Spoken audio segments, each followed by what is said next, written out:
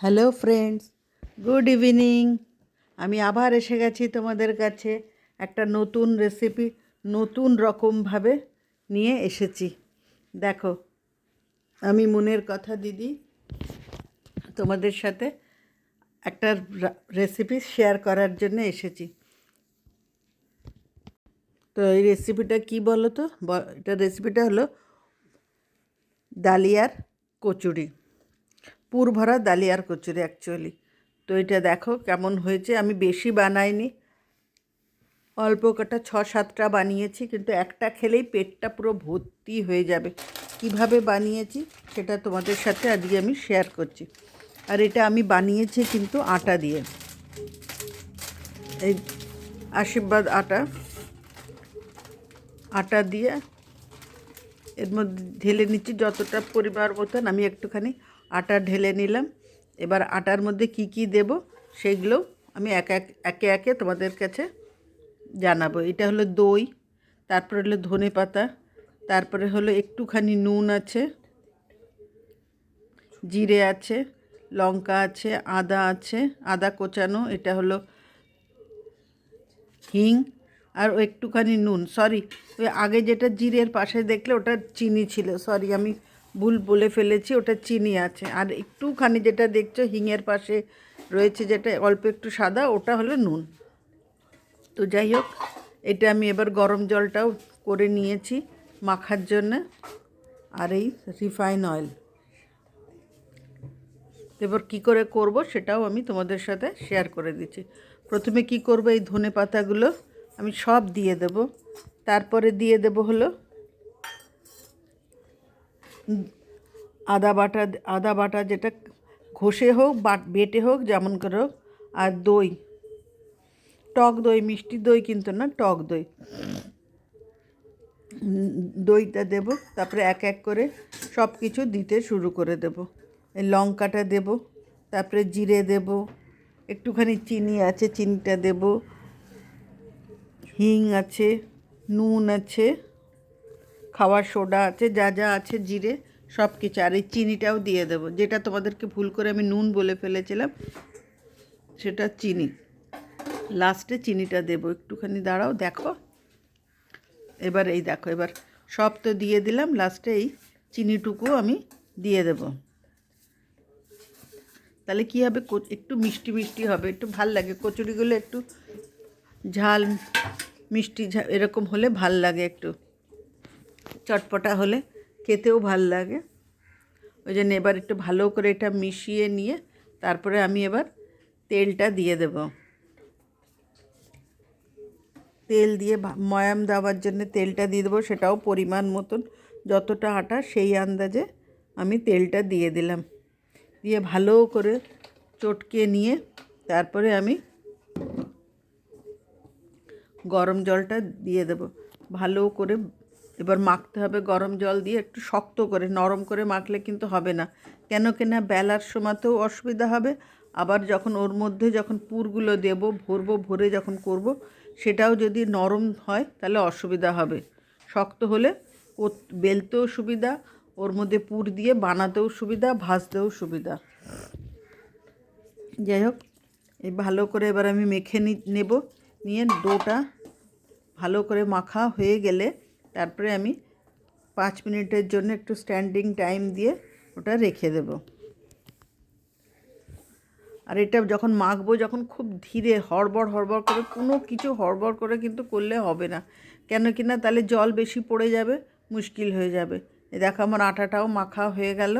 এবার একটুখানি তেল নিয়েছি, নিয়ে সেটা চারপাশে ছড়িয়ে দিয়ে এবার আরেকবার মেখে, তেলটা মানে কি ওই আটার মধ্যে মাখানো থাকলো, ভালো করে ঠেসে নিয়ে, তেলটা দিয়েও ঠেসে নিয়ে এবার আমি ঢেকে রাখবো 5 মিনিটের জন্য। তারপরে 5 মিনিট পরে আবার কীভাবে বানাচ্ছি সেটাও আমি তোমাদের সাথে শেয়ার করছি। এবার এটা হয়ে গেল, এবার আমি সাইড করে রেখে এবার পুরের জন্য কি কি করতে হবে সেটাও আমি তোমাদের সাথে শেয়ার করে দিচ্ছি। এই দেখো, এই যে ডালিয়া আছে, ডালিয়ার মধ্যে একটুখানি পাতলা পাতলা করে একটু গাজর, বিনস, বাদাম সব দিয়ে নিয়েছিলাম। আর ডালিয়াটা কিন্তু একটুখানি আমি করে নিয়েছিলাম, আধা আধা হয়েছিল একটুখানি, যাতে পুরো সেদ্ধ না আধা সেদ্ধ হবে তখন তার মধ্যে গাজর বিনসগুলোও দিয়ে নিয়েছিলাম। নিয়ে আর একটুখানি পনির নিয়ে ভালো করে ক্রাশ করেছিলাম, একদম খুব স্ম্যাশ করে একদম মানে একদম কি বলবো মিহির মতন, পুরো মিহি না আধা আধা, যেমন আমি ওটাকেও যেমন শক্ত শক্ত একটু রেখেছিলাম মুখে যাতে লাগে, পনিরের ফিলটা যাতে হয়, বা সরি যারা বা তোমার ডালিয়াটাও যাতে বুঝতে পারি যেমন শক্ত শক্ত ওরম টাইপেরই বানিয়ে করে নিয়ে সাইড করে রেখে এবার আমি এই আটার লেচিগুলো করে নিয়েছি, করে এবার এক এক করে বেলতে শুরু করে দিচ্ছি। এগুলো বেলা হয়ে গেলে একটা করে বেলছি, আর আরেকটা বেলে নিয়ে এবার কিভাবে ওর মধ্যে পুরটা দেব, দিয়ে ভাজবো কী করে সেটাও আমি তোমাদের সাথে শেয়ার করে দিব।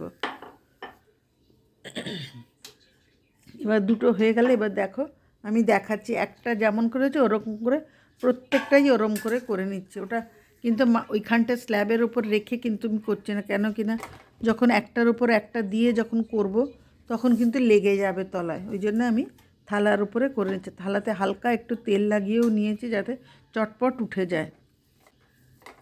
এই যে পুরটা রয়েছে, যেটা পনির ডালিয়া সব কিছু মেশানো পুরটা রয়েছে, সেইটা এর মধ্যে এরম করে দিয়ে দিচ্ছি। দেখো দিয়ে এবার দেখুন যেমন পুলিতে যেমন ভরে ওরম করে এটাকেও করে নেব।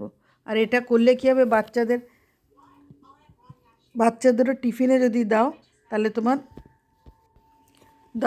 তাহলে কী হবে, বাচ্চারাও টিফিনে খুশিতে খেয়ে নেবে, আর পেটটাও ভরে থাকবে, আর একটু হেলদি খাবার এটার জন্যে।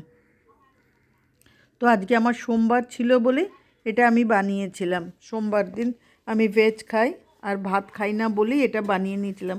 একবারে কচুরিও খাওয়া যাবে, ডালিয়া হয়ে যাবে, পেটটাও ভরে যাবে, আর হেলদিও হবে।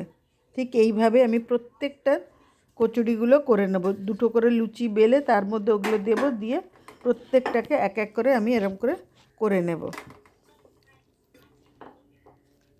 দেখো তোমরা এবার দেখো, আবার আরেকটা বানাচ্ছি, সেটাও দেখো, দেখলে তোমরা পুরো বুঝতে পারবে কিভাবে কি করছি।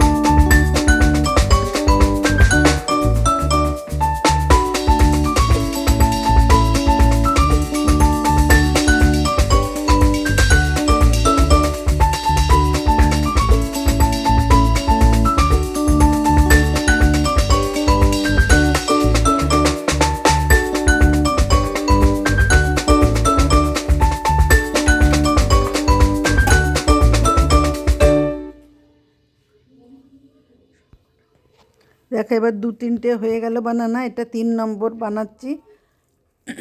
সেম ওয়েতে এরম করেই বানিয়ে নিচ্ছি। বানানোর পরে দেখো যখন ভাজবো তখন দেখবে কত মোটা হয়ে গেছে, আর এটা খুব টেস্টি হয়। একবার তোমরা বানিয়ে দেখো, আমি বলবো এটা মানে নিরামিষের দিনে তোমরা বানাবে, দেখবে খুব ভাল লাগবে। দেখো এই দেখো সব কটাই প্রায় হয়ে গেছে আমার করা, এবার আমি ভাজার অপেক্ষায় রয়েছি। এবার সব কটা পরপর করলাম, এই দেখো 5টা হয়ে গেল ভাজা, আর এটাই লাস্ট। এটা করলেই বাস, এবার তারপরে আমি ভাজতে শুরু করে দেব।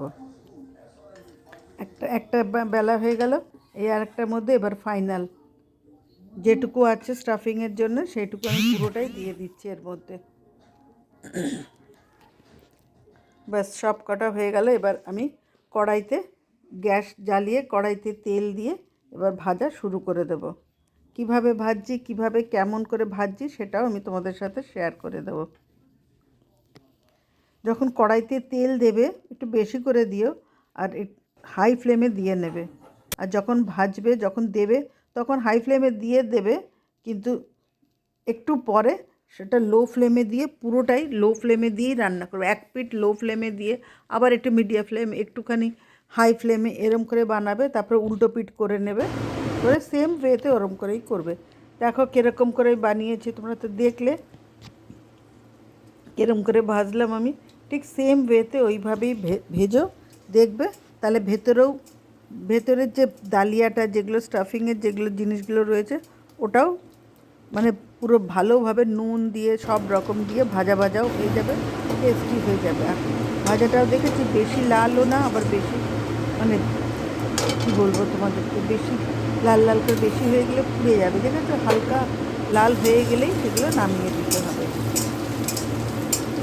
এইভাবে আমি প্রত্যেকটা একটার পর একটা এরকম করে আমি ভেজে নিচ্ছি। ভাজা হয়ে গেলে তারপরে আমি কীভাবে কী দিয়ে খাবো সেটাও আমি তোমাদের সাথে আমি শেয়ার করে দেবো। পরপর এগুলো সব ভাজতে লাগি।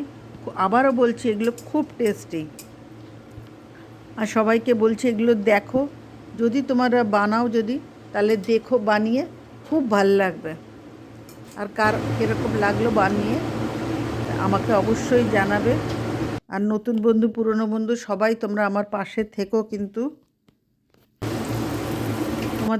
তোমরা থাকলে পরে আমি মনের জোর পাবো, আমি একটার পর একটা রেসিপি বানিয়ে তোমাদের সাথে শেয়ার করব। যদিও আমি বেশি ভালো করে বানাতে পারি না, বা অত ভালো তোমাদের মতন করতে পারি না, তবুও চেষ্টা করি যেটুকু পারি তোমাদের সাথে আমি শেয়ার করে দিই।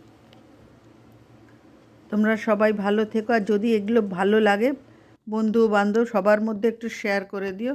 আর এটা হয়ে গেল, এবার আমি এটা আচার দিয়ে খাবো। এটা কুলের আচার আছে, কুলের আচার দিয়ে এটা আমি খাবো। একটা খেলেই তোমরা দেখবে পেটটা পুরো ভরে যাবে। তবু আমি অনেকগুলোই বানালাম, তো এখন আমরা তো দু তিনজন আছি, সবাই দুটো করে খেলে পরেই দেখবে অনেকটা পেটটাও ভরে যাবে, আর ভাল লাগবে খেতে। জাস্ট টেস্টের জন্যই তো করা, পেটটা যাতে ভরা। আর হেলদি খাবার, ওই বাইরের জিনিস খেয়ে তো কোনো লাভ নেই, বা বেশি ভাজাভুজি খেয়েও কি লাভ আছে বলো? এটা খেলে ভাজা ঠিকই, এটা কিন্তু একটু হেলদি আছে, বেশি মানে তেল ছাড়া সব কিছু হয়েছে, ভাজ দিয়ে যেটুকু তেলটা লেগেছে। ঠিক আছে, চলো, এতক্ষণ তোমরা আমার সাথে থাকার জন্য অনেক ধন্যবাদ, অনেক অনেক অনেক ধন্যবাদ, অনেক ভালোবাসা। তোমরা আমার পাশে সব সময় থেকো এইভাবেই। আবার তোমাদের সাথে নতুন কোনো রেসিপির সাথে খুব তাড়াতাড়ি আমার দেখা হবে। আর তোমরা কিন্তু অবশ্যই তোমাদের বেলটা অন করে রাখবে, বেল আইকনটার যেটা, সেটা অন করে রাখবে, যাতে নোটিফিকেশান গেলে পরে তোমাদের কাছে প্রথম নোটিফিকেশানটা চলে যাবে। ঠিক আছে, চলো, টাটা। আবার তোমাদের সাথে দেখা হচ্ছে খুব তাড়াতাড়ি। চলো, বাই, গুড নাইট। আর তোমরা কিন্তু অবশ্যই জানাবে কেমন লাগলো।